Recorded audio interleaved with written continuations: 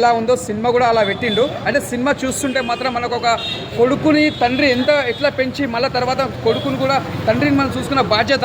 అంటే ఇవాళ పెట్టాడే government job ఉంటే తండ్రిని ఒకలాగా చూస్తారు, ఒక ప్రైవేట్ జాబ్ చూస్తే ఎలా ఉంటుంది ఇలా చూస్తారు. అట్లా కాదు, తండ్రి ఎలా పెంచిండో తండ్రిని కూడా కొడుకు అలా చూసుకోవాలనే ఒక బాధ్యత ఉంటుంది. కాబట్టి ప్రతి కొడుకుకు ఉండాలి, ప్రతి కొడుకు తండ్రిని చూసుకోవాలి. ఇలా పెళ్ళి అయిపోయిన నా కొడుకు అదే ఇలా ఇట్లా అయిపోతారు, అట్లా కాదు. మనిషి ఎప్పుడు ఎలా ఉండాలో అలా ఉండదు, తండ్రిని వల్ల చూసుకోవాలనేది ఒక సినిమా రెస్పాన్సిబుల్. ప్రతి సీన్ చూసినా కూడా మనకు ఒక ఏడుపు అనేది వస్తుంది. అందులో తల్లి క్యారెక్టర్ కూడా చాలా బాగా చేసింది. ధనరాజ్ అన్న క్యారెక్టర్ లాస్ట్ సీన్ మాత్రం ఇరుగా తీసి పడేసిన సినిమా మాత్రం చాలా హైలైట్ ఉంది. ధనరాజ్ అన్న యాక్టింగ్ ఎలా చేశాడన్న? అంటే ధనరాజ్ యాక్టింగ్ మాత్రం చూస్తుంటే మాత్రం ఏడుపు వచ్చేసింది. అంటే ఆయన యాక్టింగ్ చేసే ప్రతి ఫీలింగ్ వచ్చేసింది. అంటే ప్రతి సీన్లో చూడడం కూడా ఒక హార్ట్ టచింగ్ అని. అంటే చాలా బాధపడతాడు. ఫస్ట్లో తెలియదు తండ్రి విలువ అంటే ఏదో తెలియదు ఆయనకు స్టార్టింగ్లో. తర్వాత తండ్రి విలువ ఏదో తెలుసుకున్న తర్వాత ఆయన ఏడుస్తాడు చూసినావా, ఆడే హార్ట్ టచింగ్. అంటే ప్రతి కొడుకు కూడా ప్రతి తండ్రి కూడా ఎంత పెద్ద పెంచి చేసినాక కూడా తర్వాత ఇవాళ పెట్టాలంటే విలువయ్యారు ఇవాళ తండ్రులకు.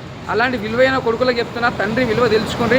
తండ్రిని మించిన దైవం లేదు. వాళ్ళు పిలిచిన ఇంత పెద్దగా అయినాం, వాళ్ళు ఏంది మనం లేము, వాళ్ళు ఉంటే మనం సముద్రకాని గారి ధనరాజు మధ్యలో బాండింగ్ ఆ సీన్స్ ఎలా అది చాలా బాగుంది. ఎందుకంటే మనకు మళ్ళా ధనుష్ గుర్తొచ్చింది. ఏది మన ఇది బీటెక్లో భగవాన్ బీటెక్ గుర్తొచ్చింది. అందులో కూడా తండ్రి క్యారెక్టర్ పోషించిండు ఆయన సముద్రకాని. ఇందులో కూడా బాగా పోషించిండు. సినిమా మాత్రం ఇది ఒక హైలైట్ సినిమా, ఇది ఒక మంచి బంపర్ సినిమా. ప్రతి కొడుకుల సినిమా చూడాలి. సినిమా తండ్రి విలువ తెలుస్తుంది. ఇది ఒక బ్లాక్ బస్టర్.